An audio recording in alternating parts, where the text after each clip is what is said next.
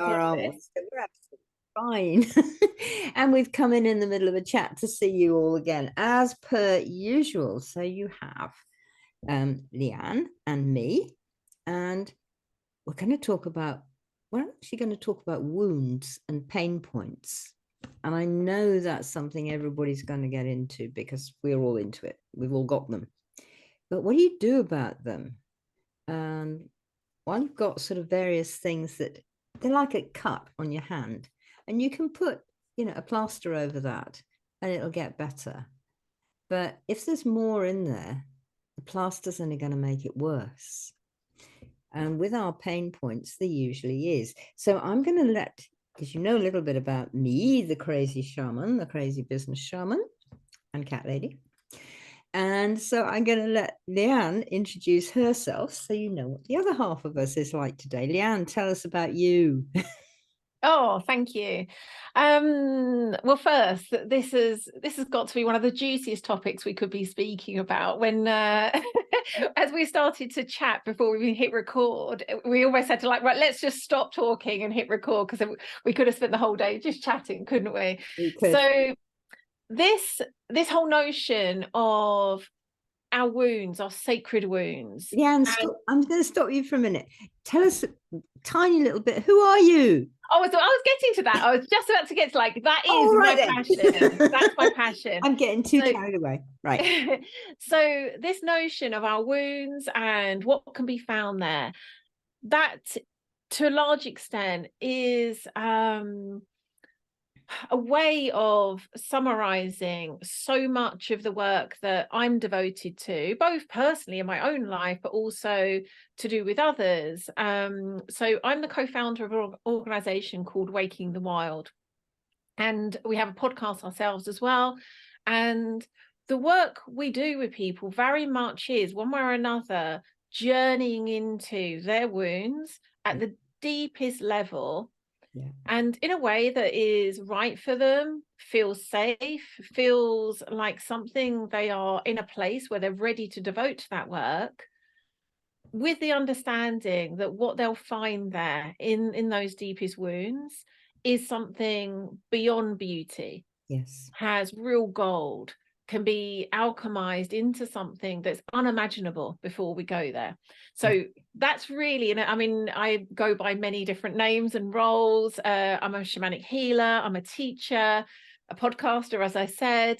But really that's the heart of all the work we do. And we say it this way: it's really about allowing people to discover that unique soul purpose they came into this lifetime with, and then live their unique myth, really live out that myth that their soul came here to live, which includes, again, going back to this wound, being their medicine.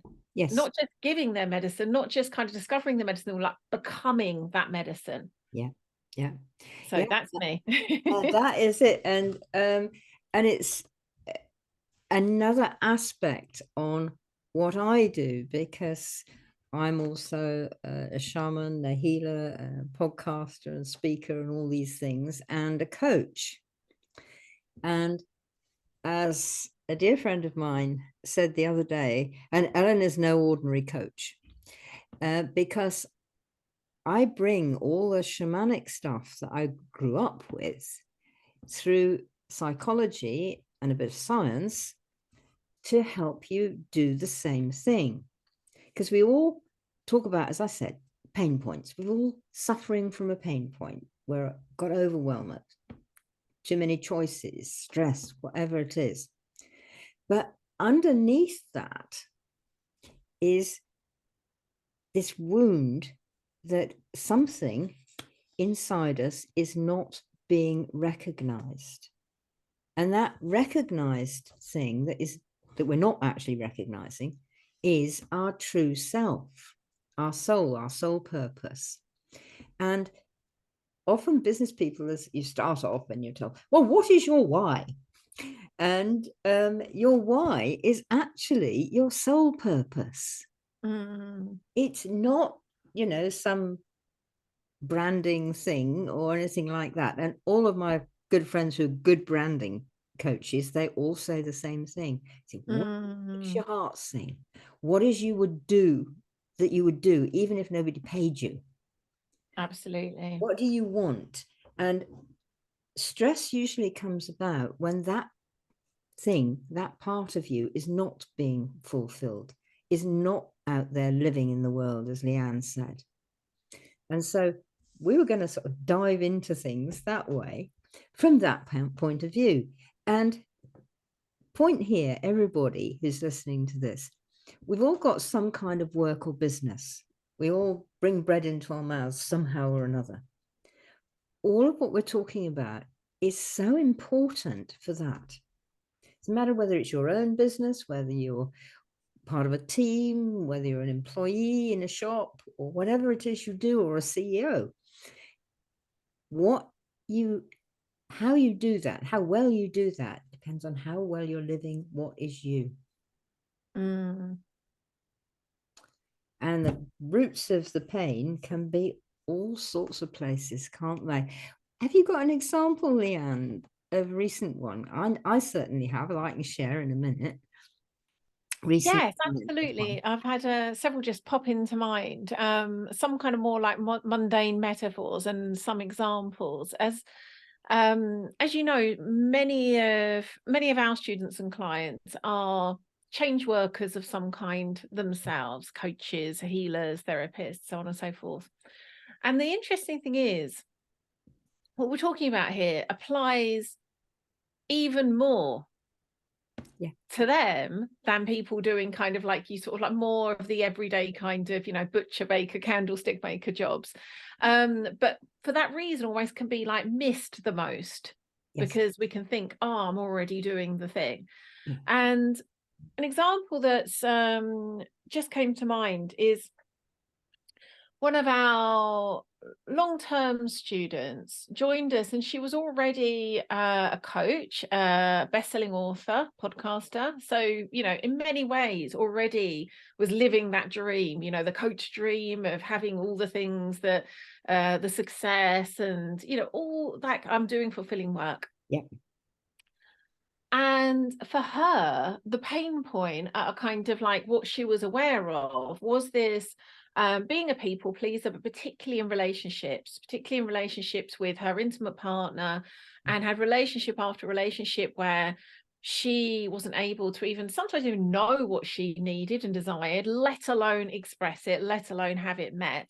And so it was feeling very anxious in relationships where she was kind of waiting for it to go wrong, or, you know, very hyper focused on what he was or wasn't doing. But had no understanding that what she was doing in terms of her work had any relationship to this pain over here. And over the years of the work she's done with us, she really understood, like, this was her deepest wound. Came about, like many of our wounds do, in childhood, family relationships, family experiences. And as she's done the work to heal that, has absolutely alchemized that into the medicine she now serves the women that come to work with her.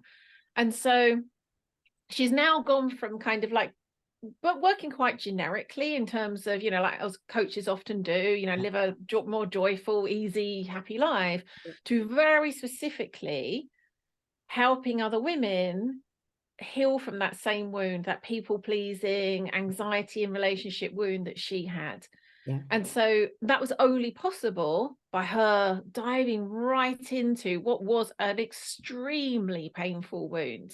And yet now she understands it, like the heart, that heart is in her business, that heart is in her work, her soul is in her work. That's beautiful. And it's really interesting because so many people come to me, and underneath this whole thing is this people pleasing problem. And so many of us have not been recognized. I mean, there were times in my life, my parents recognized me, but all sorts of workplaces and college and students and that sort of thing have not recognized me, and I've felt it. And we have this desire that, well, I better not be too controversial. I better not really say what I want, because I might be left alone. I might be shunned. I might be put down. I might even lose my job. And my example actually is quite similar. It's a lovely woman. She's a journalist, and she's a journalist at heart. And she's had a great journalist, investigative journalist career in the past, both as a freelance and working for the big papers and getting big stories out there and that.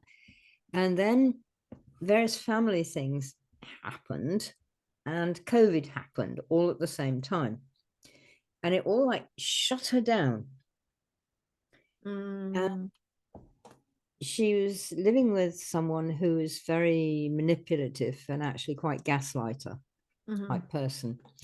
And so people pleasing was absolutely what was required in order for this relationship to stay. But it just shut her and shut her and shut her. And she found she was sort of taking any kind of a job and just doing it just to get the money. And then when she moved a little bit out of that, she started to ask for editorial work again. She's a very good editor as well as a journalist. She was sort of saying, oh, well, I only charge £20 an hour. And she wasn't, just doing your typos. She was, if necessary, rewriting this so that it could be sold to the Sunday Times. And then she found me. And her background also, she's somebody you would expect would, yes, well, she must know all this kind of stuff, because she's also done shamanic training, and she's good, and she's very sensitive. And she wasn't getting it. And she wasn't actually connecting with the shamanic allies that she had, or that were waiting around for her to notice that she had. She's still not seeing me, so this is a sort of reverse of the wound as well. And once she started getting it, she's now starting her own online magazine and articles for various missions that she particularly approves of, and it's starting to come. And additionally, she's being asked to, people have got like an article that they want to go out on this particular subject, and they're asking her to do this, and I have now got her to charge a proper price for it. Hurrah. 20 quid an hour, yeah, right. Not sure I could get a cleaner for that, And so she's actually grown out of it, but she had to dive into her wound. And like you said, it was a deep family thing from age of about 3. And it was so painful. She didn't want to, but also because of what had happened, and she'd been gaslighted quite a lot, she thought all the things that went wrong were her fault. So she was trying to make up for it all the time. And that's a form of people pleasing that a lot of people had. And she tried lots of things before, but once she actually started to do the deep dive and take on a familiar spirit and allies that who were waiting for her, I mean, the whole woman was there and literally went there. And again, it was this deep dive. But out of the deep dive, as you said, pot of gold. Yes. What's I'm just gonna have a quick look for it and find it actually. I'm sure you'll know this quote. Clarissa Pinkola Estes quotes just come to mind when you were saying in the example that you were just talking about, where that woman had already done lots of work. Most of us, by the time we are decades into our lives, potentially, holding down all sorts of responsibilities. Yeah. Likely we would have done already some work, already we would have done, some kind of healing, some kind of coaching, so on and so forth. And can think, therefore, well, I've already done everything that's there. It's you know, what else is there to do? Yeah. And this quote just came to mind, which I think really sums this up well. So this is Clarissa Pinkola Estes, who wrote, amongst other things, Women Who Run with the Wolves. That's right. Yeah. But this quote's disappearing under a load of pop-ups. Let me find it again.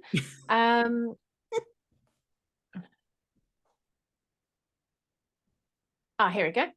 Tell the truth about your wound, and then you'll get a truthful picture of the remedy to apply to it. Don't pack whatever is easiest or most available into the emptiness. Hold out for the right medicine. You'll recognize it because it makes your life stronger rather than weaker. Yeah, I completely agree with that. And I would add one in on there too. Don't listen to what all the well-meaning people around you say. Oh, you really need to have this. You really need to do this. You really need to eat that. If it doesn't fit for you, thanks, but no thanks. Yes. Because people do that. And again, because you're listening to other people's their wisdom, but it may not be yours. That's a form of people pleasing when you pick it up.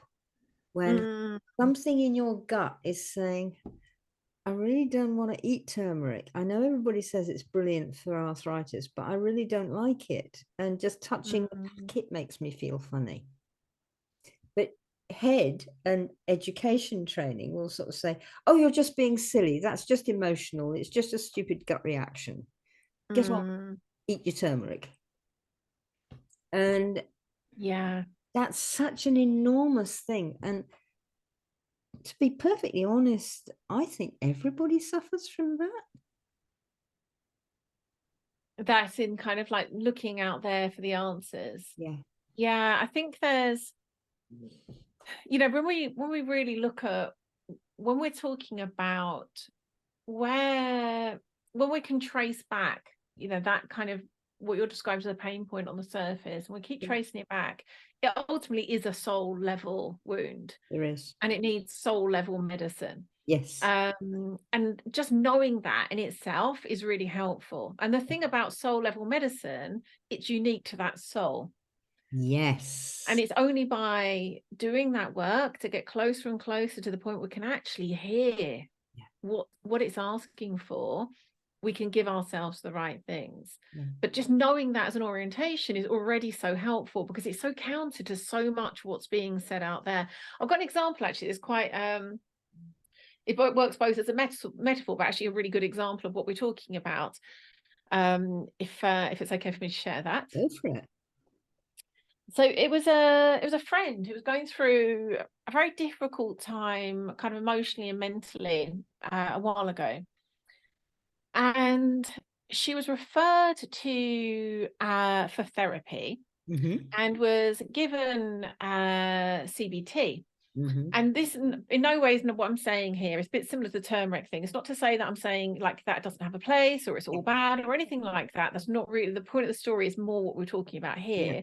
That my friend began having the CBT, and then, even though all of these kind of well-meaning health professionals are saying this is what you need this to kind of move on from where you are, she said to me, it feels like this is just trying to like plaster over the cracks. It feels as though I'm not going where I know I really need to go, which is where the root of all this is.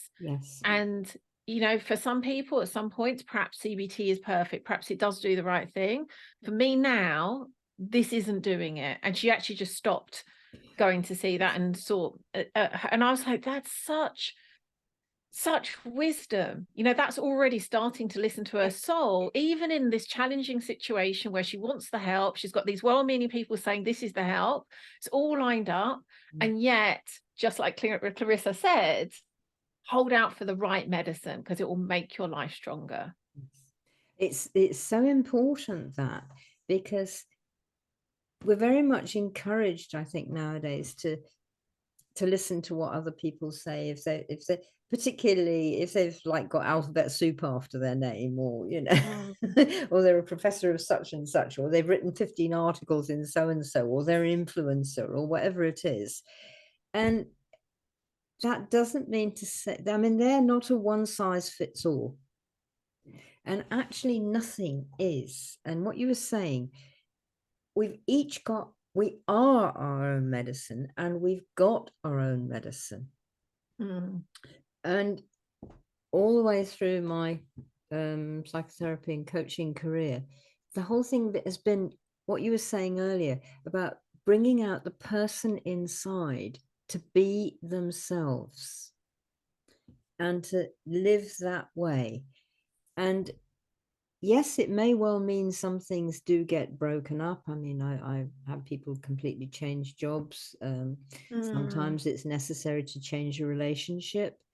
All sorts of things like that. But when they've done it and sort of leapt off the cliff, I'm thinking of that tarot card of the first tarot card, yeah, the Fool, and you know, off the cliff. Initially, it might look stupid, but it often isn't. You've got to like take that leap and say, I'm going to look at what I need. And for me, a good shaman, a good coach, a good psychotherapist is someone who starts with the, what do you feel you need? Where shall we start? So we start at the pain point, and then where does it go to? Where does it go to? Where does it go to? Where does it go to? Where does it go to? And helps you dive deep, helps you dig deep and find the roots of it. And so often it's gold, isn't it? That you find. It really is. It really is. I'm just recalling one of the things we were talking about before we began recording. And I think this is, so helpful for us to recognize, whether or not we're kind of going to work with someone from a kind of shamanic healing perspective or elsewhere, but it can be seen that we can kind of just, as people looking for solutions to our pain, like, oh, if I can only find the right expert, go take myself to them and then they'll cure me and I'll be magically better. Yeah. And that only makes sense, again, from not understanding the answers, the healing all lies within. A good practitioner of any kind is ultimately only ever helping to open the doorways for that to happen. Yes. And more and more now, I emphasize that if someone's coming to me for a healing, I very much emphasize that's all that's happening, really. Is, you know, even though there can be incredible changes that happen for them, incredible healings that happen for them after the healing, really it's only ever opening the doors that they then need to choose to walk through. They need to choose to make changes. They need to choose to be in relationship to, as you described, like quite radical changes. I've just heard from someone I did a healing with a few months ago, and it is directly in alignment with her intention for the healing. It was to do with very difficult family relationships, which she said she really wanted to be liberated from. When someone's got a very big, deep intention like that, I will be very clear. With that kind of intention, you kind of need to expect there could be some very big endings, big ruptures. It won't necessarily come in the form you want it to come. Like, the intention likely can be met, but it may not come in the form you really would choose. Do you still want to choose that? And she did. So we did the healing.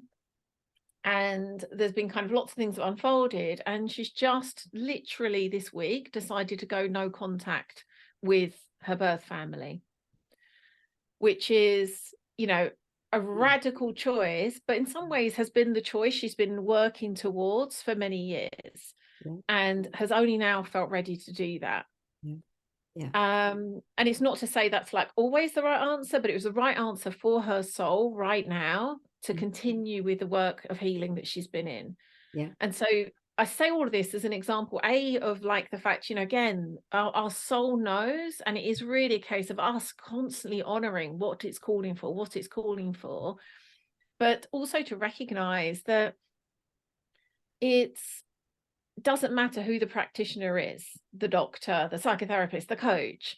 They can't wave the wand and do this for us. Like, this is us that needs to do our own healings, ultimately for ourselves, albeit with other people, sometimes walking alongside us, holding our hands. Yeah, I'm totally with you there. When I was doing first doing the psychology training, one of my lovely tutors asked us if we knew what where the word therapist came from.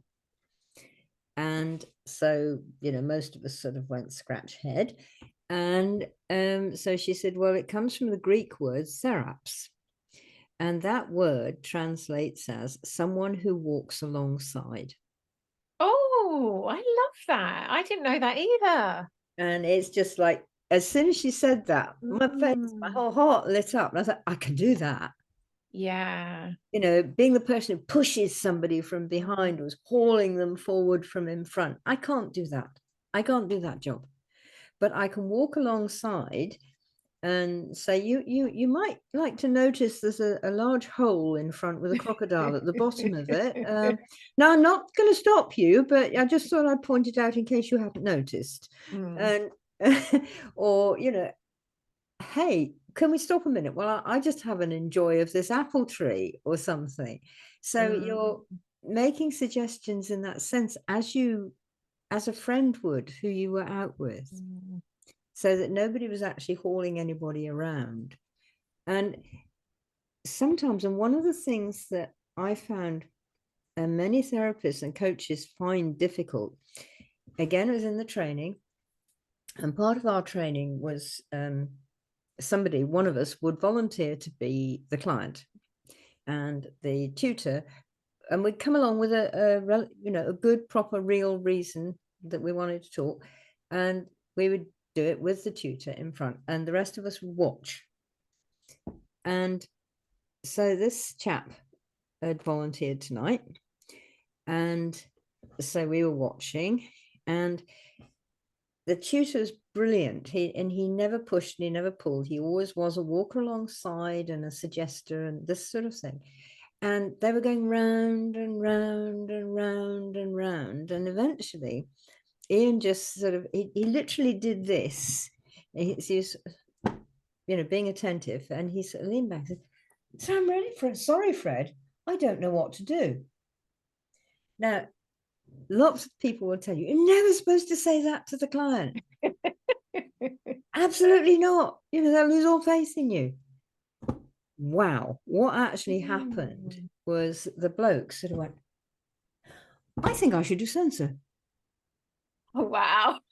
I love that. And we were all sitting there going, how did you do that, Ian?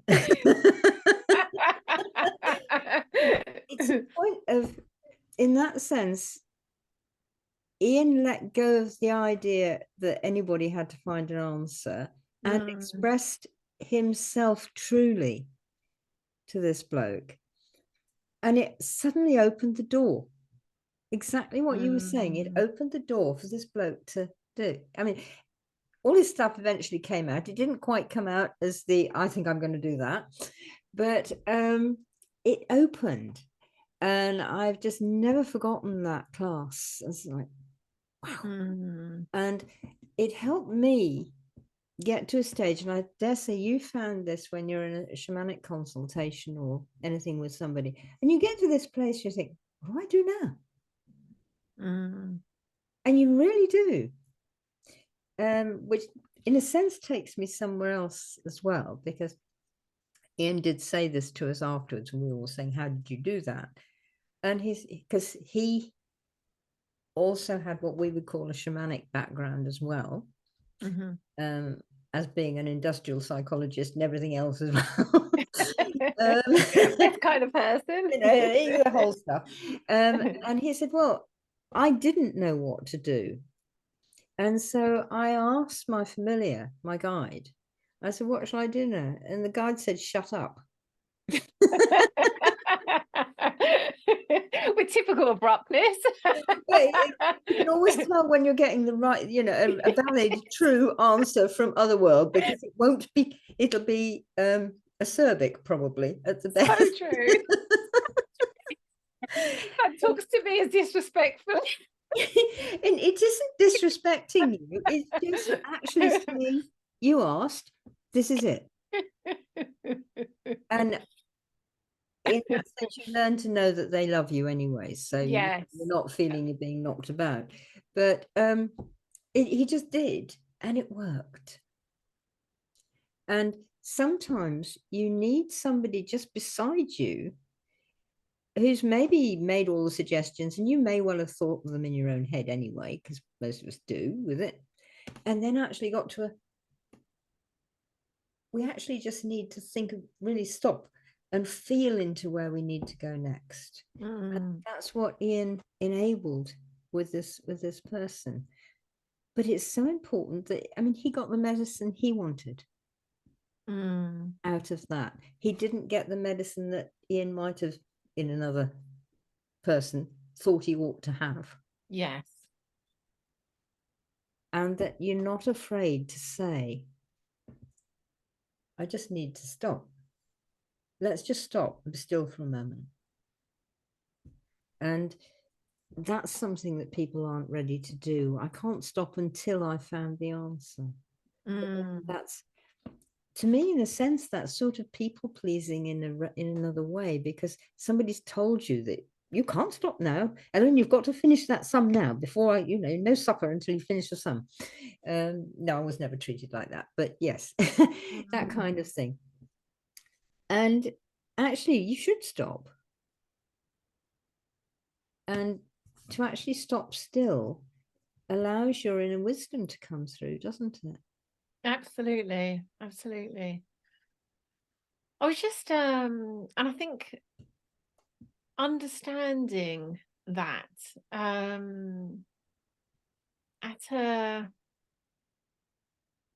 like in many ways, the way this will show up at different times in our journey of healing, of kind of individuation, whatever word you want to give to it, I think is a really helpful orientation. I was thinking back to before I did any of the work I do now, and how I spent so many years. I can't remember if I mentioned it on the last show that we did together, but I had 15 years of chronic facial pain and panic attacks and all sorts after a traumatic event. And for many of those 15 years, I was actively seeking the answer. And both at a kind of material level. I mean, I had a root canal I didn't even need to have, and all sorts, trying to resolve the facial pain. I tried kind of, more things like hypnotherapy, all these different things to try and resolve this. And there came a point where I did have that realization that if this is actually exacerbating it, I wasn't yet ready to really understand there was a deeper cause, but I did at least have the wisdom to kind of go, okay, this for now is here for me to just live with. And I think in some ways that just like surrendering to it is what then created the sort of like the door was ready to be opened at the right time, which kind of for me happened very spontaneously on the death of my father, where I was kind of plunged into, because really, as far as I'm concerned, like all of these illnesses, all of these manifestations are spiritual in nature. When we really track back, they're all spiritual in nature. Yes. And I was finally ready to have the spiritual medicine that I hadn't been ready. That's the truth of it. For those 15 years, I wasn't ready to take some spiritual medicine. Yeah. And finally I was. Yeah. And overnight, like that, it all went. The pain went, the panic attacks went, it all went. But I couldn't have got there through, keep desperately searching for the answer. It was the hardest thing in the world to just like, okay, I mean, this takes us back to the wounded healer Chiron myth that we were talking about earlier too. That kind of just surrendering to like, this is just pain I can't do anything about. You know, I could be the greatest healer in the world, as Chiron indeed was, this wisest a person, this most accomplished of healers. Yeah. And yet I don't know what to do about this. Yeah. I don't know what to do about this. Yeah, I feel the same way. And the pivot point of my life was like you. I spent 20 years in corporate before I went out on my own, which is great and fantastic experience. And I was actually I did use these techniques then, and in much more sort of under the countery kind of thing, but they still work. Under the counter. And was, you sort of choose your person when you're talking to senior civil servants and politicians, sort of saying, excuse me, we're just going to do this little meditation now before we start the meeting. Which has been done, but it does work. But no, so I was there, and I knew that I was supposed to stop and write and go out on my own and do all the stuff that I'm doing now. But when would it be safe, and when would it be okay, and could I give up that income, and what would happen if?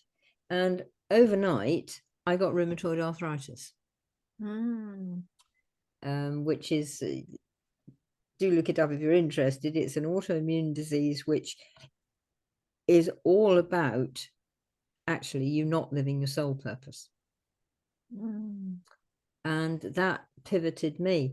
And at first, like you, I was trying to find a way out of it.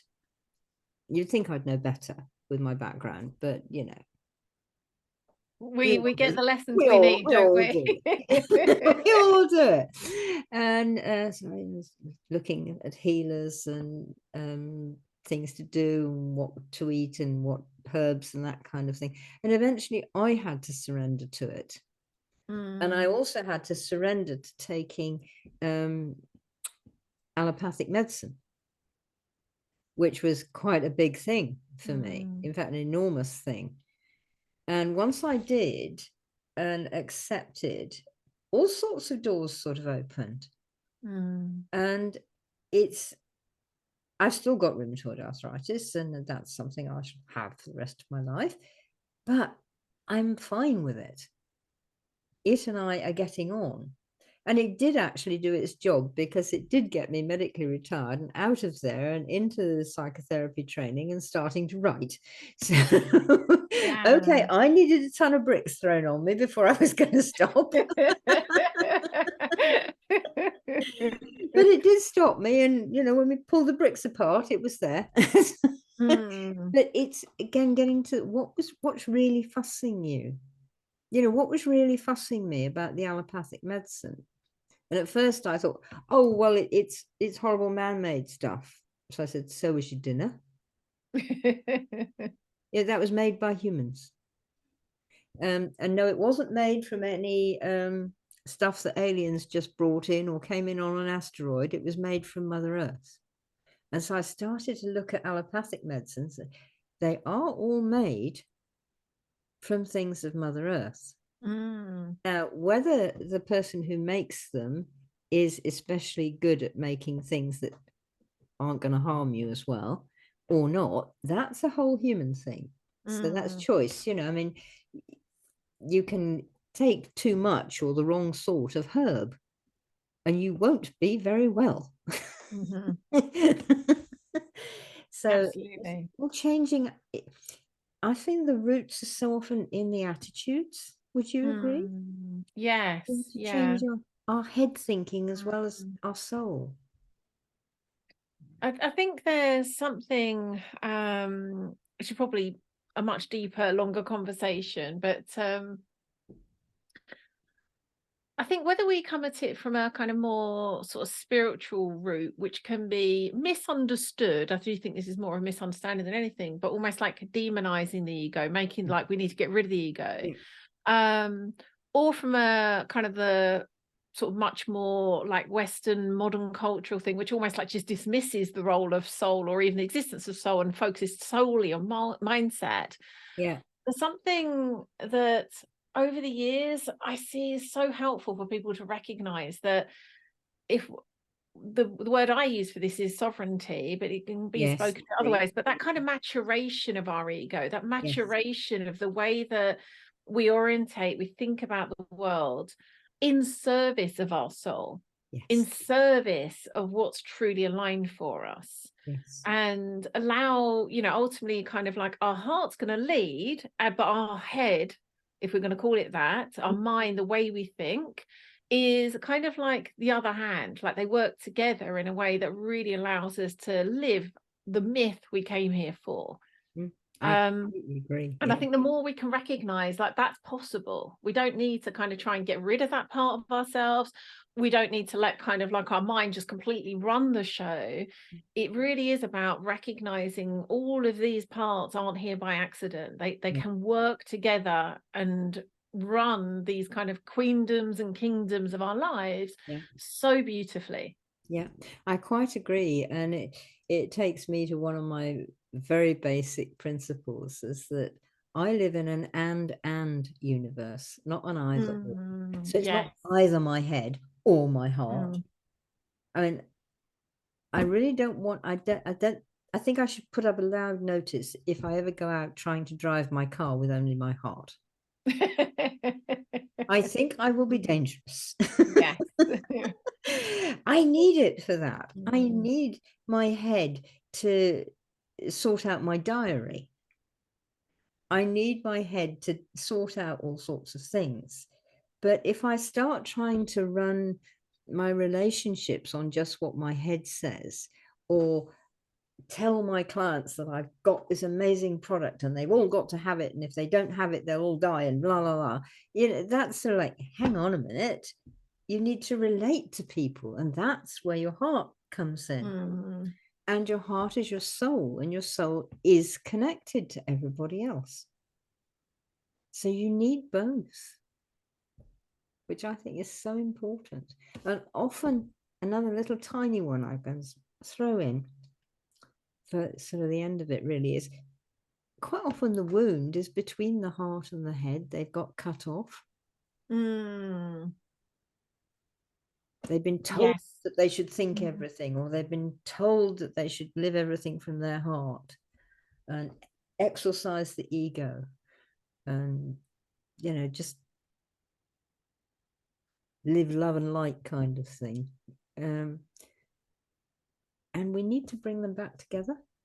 Yes, absolutely. I would agree that I think that's, and it's without that notion of them coming together, I don't think that we can go very far in this direction of true healing. I Yeah. just had the story come to mind. You'll absolutely know this. When Jung went over to America and spent time with I can't remember the tribe, specific tribe in this moment. Apologies, but he spent time with some Native Americans and was talking to one of the leaders, and he famously said something. The leader said something famously like, "You Westerners are crazy.